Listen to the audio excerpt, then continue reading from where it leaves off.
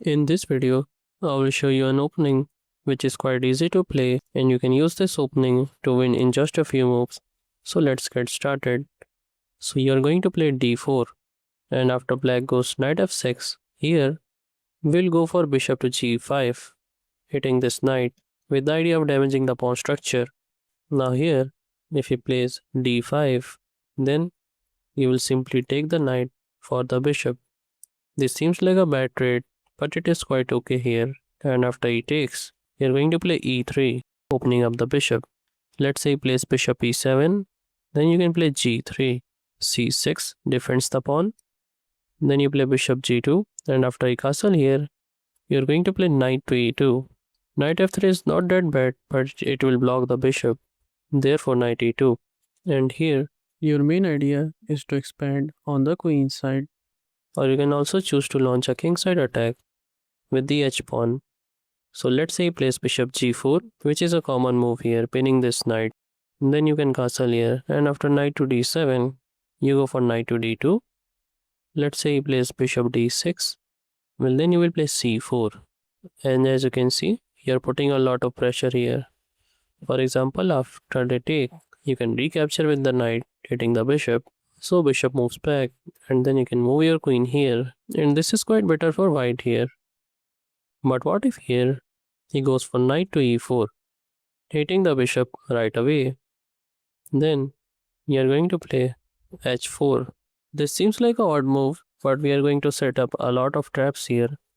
So let's say he goes knight takes g5, which will what most of your opponents will do. Then you will play h takes g5.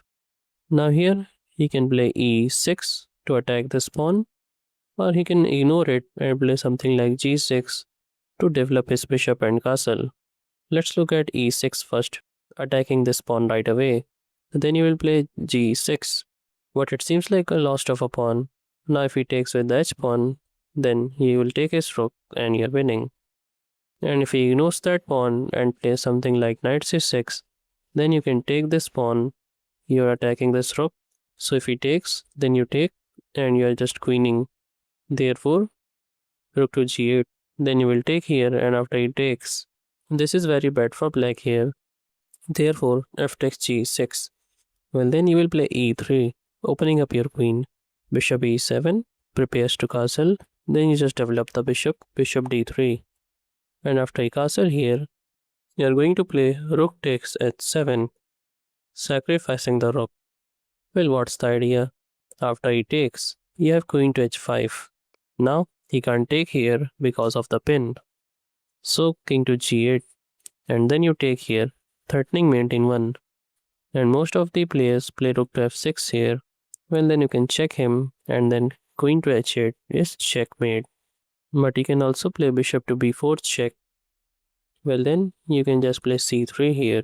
And after he goes rook to f6, you play queen to h7 check, king f8, then queen h8 check, king goes here, then you take here.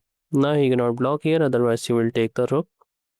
Therefore, king to d6, then you simply take the bishop, and you're up a piece, and you also have an open king, and you can checkmate him quite easily. But there's another choice he can make by not capturing this bishop right away. He can instead go for d5, just centralizing his knight. Then you simply play e3.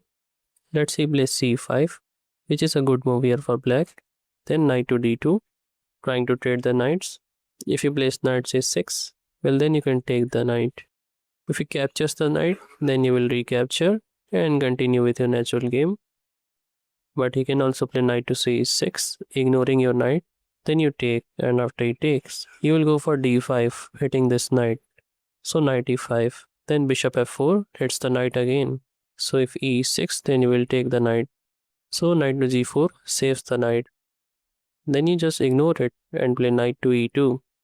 And after he goes e6, trying to trade, don't take here, otherwise he will help black. Instead, just ignore it and play knight c3. And now this knight is under attack, so he gotta go back. And then you can simply develop your bishop, and then you can castle wherever you like and continue with your attack. Well, this is not the end. Here are some more amazing chess openings like these. And if you want to learn some chess traps, then you can check out this playlist. And if you don't want to miss the upcoming videos, then don't forget to subscribe.